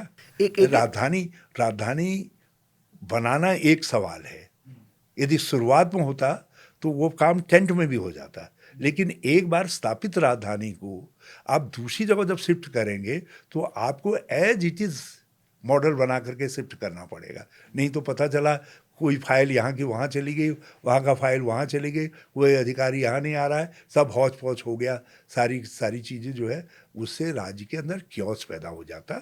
इसलिए मैंने 22 तक का रोड मैप बनाया। मैंने कहा जो है, मैंने 24 नहीं कहा लोगों से, मैंने कहा 22 तक हम, मतलब ये था कि न 20 तक और 22 तक हम पूरी तरीके से शिफ्ट कर देंगे। मतलब ये था कि 22 में तब हम तुम्हारे पास वोट मांगने आएंगे जब हम राजधानी गैरसैंण में कर देंगे करके। लेकिन उत्तराखंड के लोगों ने दिया ही नहीं हमको मैंडेट, हरीश रावत को मैंडेट दिया ही नहीं। जब आपने हरीश रावत को मैंडेट नहीं दिया तो हरीश रावत से पूछ कैसे सकते हो? एक और बात, जो भू कानून को लेके आपने देखा लंबा संघर्ष हुआ। आप सरकार ने कहा कि साहब उन्होंने कठोर कानून पारित कर दिया है कि 2 जिलों को छोड़कर बाकी जिलों में कोई खरीद फरोख्त नहीं कर सकता कृषि और बागवानी के लिए ज़मीन। देखिए, ये बिल्कुल फॉल्टी डिसीजन है। एक तो बिलेटेड है, बहुत देर में लाए जब ज़मीनें सब बिक गई, और दूसरा उसमें जो है आपने 2 हिस्से नहीं करने चाहिए थे राज्य के। इसका बड़ा गंभीर प्रभाव पड़ेगा। आप कह रहे हैं डिस्क्रिमिनेशन है? नहीं, ये राज्य के लिए, भविष्य के लिए नुकसानदायक हो सकता है, बहुत बड़ा नुकसान हो सकता है राज्य का जो है। अभी मैं उन सब बातों को एलोबोरेट नहीं करूँगा, लेकिन मैंने जब ये डिसीजन लिया गया था तब भी ये सवाल किया था, गलत हो गया। मैं अब भी कह रहा हूँ गलत है। तो आप कह रहे हैं इस पे हमें पुनर्विचार करना पड़ेगा आने वाले समय में। मैं तो चाहता हूं कि धामी स्वयं ही पुनर्विचार करे। यदि दिल्ली में सब सकुशल है तो धामी खुद ही इस पर पुनर्विचार करे। आपको क्यों लग रहा है सकुशल नहीं है? मैंने तो यूं ही कहा सब सकुशल है, क्योंकि अब भाजपा भी थोड़े, जो हमारे पहलवान वहाँ गए हैं तो उन्होंने अपने गुण कुछ भाजपाइयों को भी दे दिए हैं।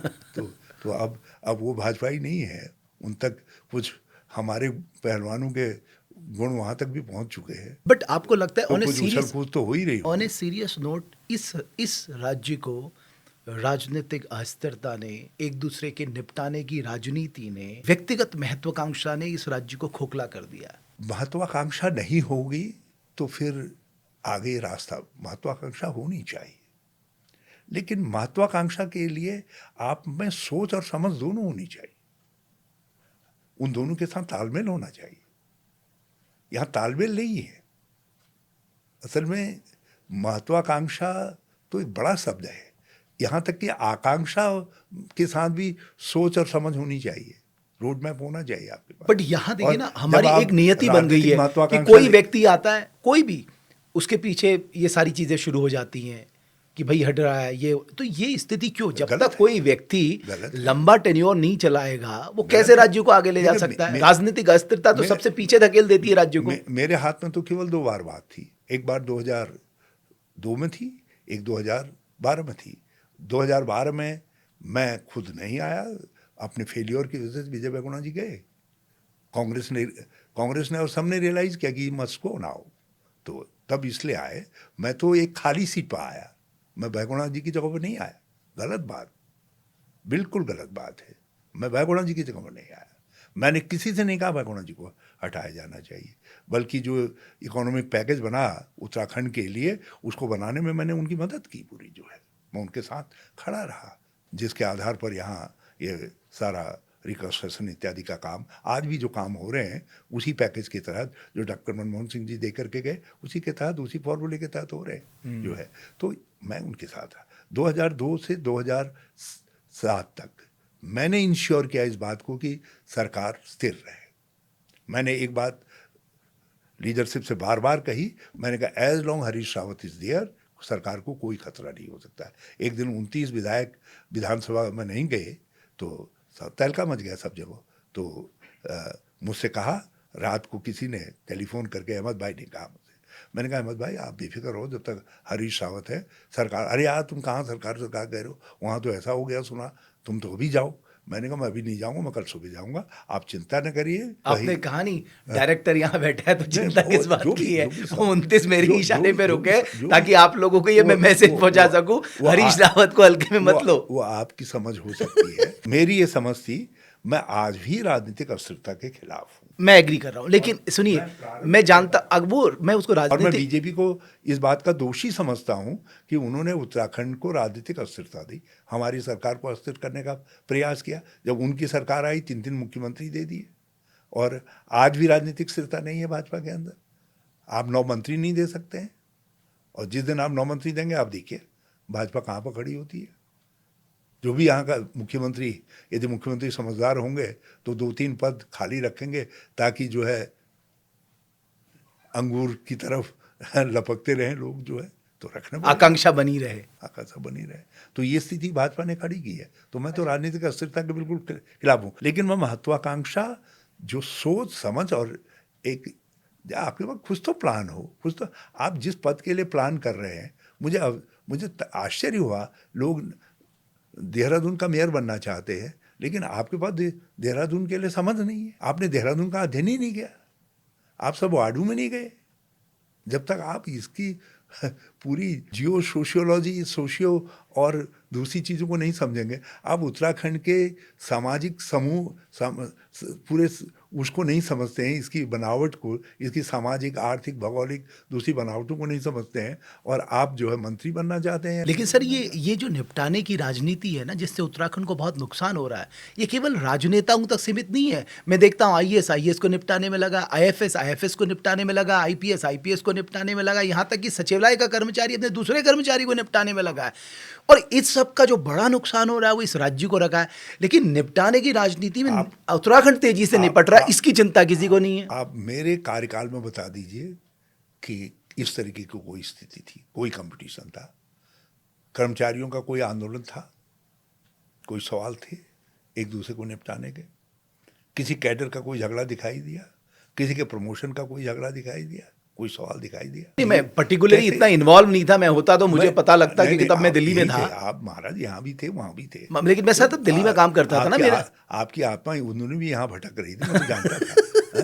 तो जो है, तो इसलिए आप पूछ लीजिए ना, किसी से पता कर लीजिए ना, आप कर लीजिए और मुझको फिर बुला लीजिए, मैं फिर उत्तर दे दूंगा आपको। आप कैसे लीड कर रहे हैं, आपका इरादा क्या है, आपकी ईमानदारी पर लोगों को विश्वास होना चाहिए जिनसे आप बातचीत कर रहे हैं। हमने कर्मचारियों की समस्याओं का समाधान किया, हमने पुलिस की समस्याओं का समाधान किया, और हमने दूसरों की जो समस्या उठी, ऐसा नहीं उठी, लेकिन उठी, हमने उसका समाधान निकाला। एक के.एस. जलाल दर्शक है, बड़ा अच्छा सवाल पूछा, तो मुझे अच्छा लगा क्योंकि हमने सोशल मीडिया में डाला था कि आप हमारे प्लेटफॉर्म में आ रहे हैं और अगर आप कोई सवाल पूछना चाहते हैं पूछें। उन्होंने लिखा है कि आपने लालढांग चिल्लरखाल मोटर मार्ग के बारे में कहा था जी कि वहाँ एलिवेटेड रोड बनाएंगे, नीचे हाथी चिंगाड़ेंगे, शेर दहाड़ेंगे, मोर नाचेंगे, हिरन अटखेलिया करेंगे और ऊपर से सैलानी इन सब का लुत्फ लेंगे। लालढांग चिल्लरखाल मार्ग आज भी 10 का 10 है। ठीक है, वो जरा सा गलती करके वो लालढांग चिल्लरखाल नहीं कहा था मैंने कहा था कोटद्वार रामनगर, इसको एलिवेटेड रोड बनाएंगे, और उसके लिए मैंने प्रस्ताव दिया, और जो है भारत सरकार के पास हमारा प्रस्ताव आज भी विचाराधीन है एलिवेटेड रोड का जो है। और चिल्लरखाल को जो है मैंने 7.5 करोड़ रुपया लालढांग चिल्लरखाल मोटर मार्ग के लिए वन विभाग को सौंप दिए। मैंने कहा आप अपने रिक्वायरमेंट से फॉरेस्ट के डेवलपमेंट प्लान के अनुसार इस रोड का निर्माण करिए, और वो काम चल रहा था, लेकिन वन विभाग ने के तत्कालीन वन मंत्री के साथ क्या हुआ मैं नहीं जानता, लेकिन उन्होंने उस पैसे को पीडब्ल्यू को दे दिया। जब पीडब्ल्यू को दे दिया तो फिर वन अधिनियम सामने आ गया, और आज भी चिल्लरखाल मोटर मार्ग अधूरा पड़ा हुआ है। लेकिन ये अधूरा पड़ा हुआ दोष मेरा नहीं है, मेरे समय में आप कह रहे हैं वन विभाग को दी थी, वन विभाग की एक्सपर्टीज रोड बनाने की मेरे समय में 2000 रोड बनाने की एक्सपर्टीज तो पीडब्ल्यूडी की है। हमने फॉरेस्ट को इसलिए दिया क्योंकि फॉरेस्ट के अंदर था वो। एग्री, बट तो फॉरेस्ट के पास रोड बनाने की एक्सपर्टीज थोड़ा है। उनके पास भी है, फॉरेस्ट अपनी रोडें बनाती है और अपनी टेक्निक के अनुसार बनाते हैं। इसलिए मैंने उनसे कहा टेक्निक हम दे रहे हैं, आवश्यकता हम बता रहे हैं, लेकिन आप बनाओ इसको फॉरेस्ट के उसके अनुसार, ताकि आप जो है कोई इकोलॉजी को डेवलप नुकसान न हो सके, उसको इंश्योर हो जाए। और उसके तहत काम चल रहा था, अच्छा खासा करीब 1/3 काम हो गया था हमारे कार्यकाल के अंदर, लेकिन उसके बाद से काम रुका पड़ा है क्योंकि वन अधिनियम और ये सब आया। ये जो भी नेतृत्व था ये उस नेतृत्व का दोष है, ये मेरा दोष नहीं है। और उसके लिए जिसके लिए मोर नाचेंगे, हाथी देंगे, वही है। और यदि मैंने भारत सरकार से कहा कि हमको आप मदद करिए, आधा पैसा हम रेज करेंगे, आधा पैसा आप मदद करिए हमको। हमने कहा हम इसको बनाते हैं एलिवेटेड रोड को जो है, हमने 7 साल का प्लान बना करके दिया। हम उसको 7 फेजेज में बना रहे थे, अलग अलग टुकड़ों में जो है।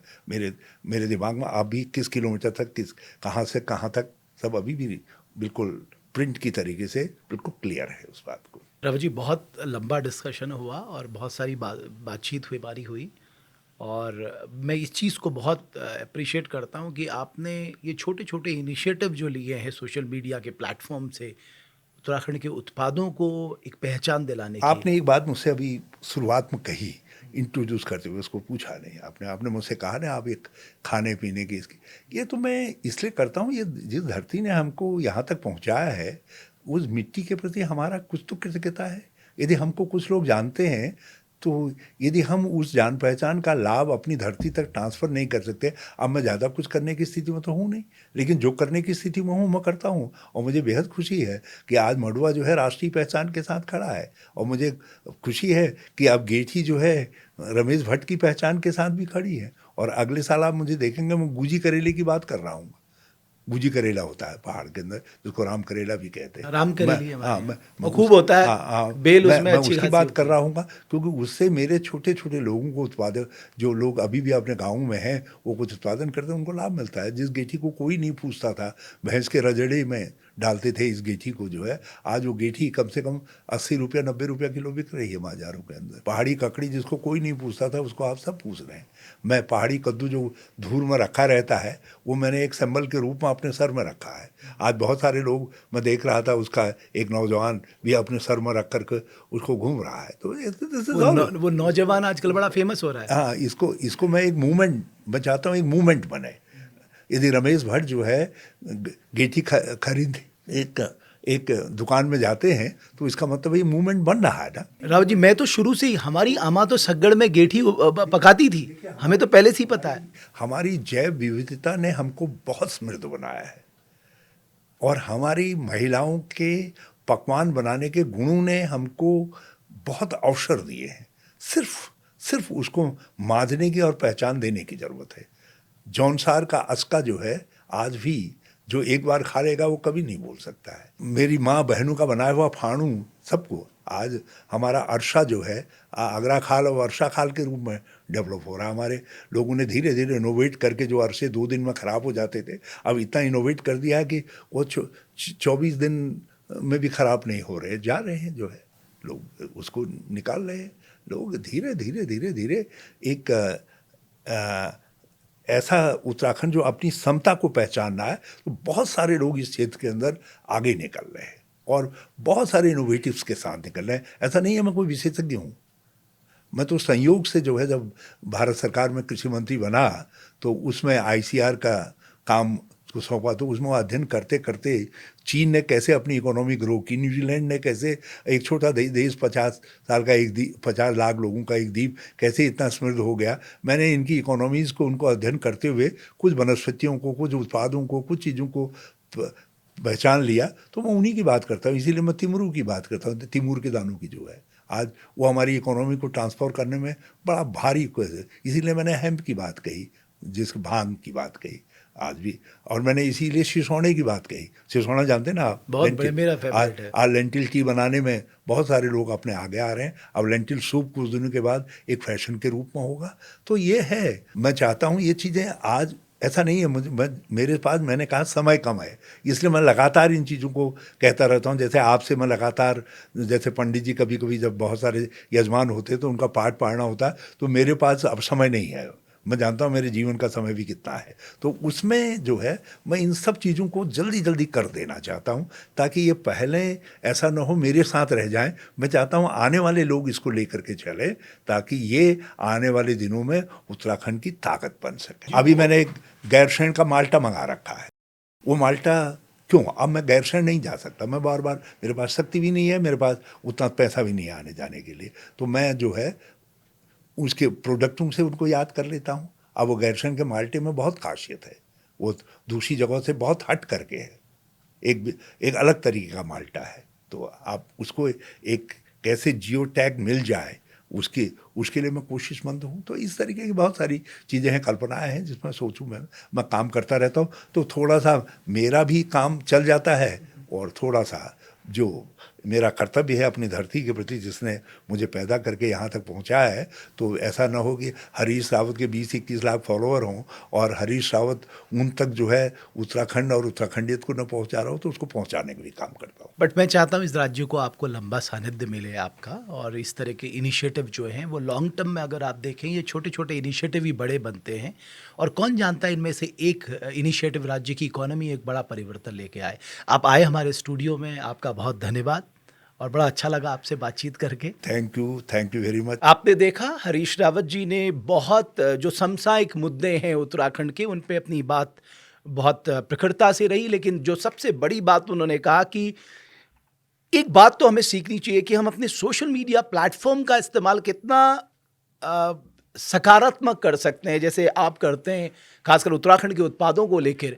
तो मैं समझता हूँ एक बहुत ज़बरदस्त इनिशिएटिव है local economy, local employment, local farming, horticulture को बढ़ावा देने के लिहाज से। बहरहाल बहुत धन्यवाद, और जैसा कि मैं अमूमन आप सबसे प्रार्थना करता हूँ कि अगर आप चाहते हैं हम किसी मेहमान को पॉडकास्ट में बुलाएं और आप के सवाल उनसे पूछें तो आप हमें ज़रूर बताएं। बहुत धन्यवाद हमारे इस इंटरव्यू को देखने के लिए।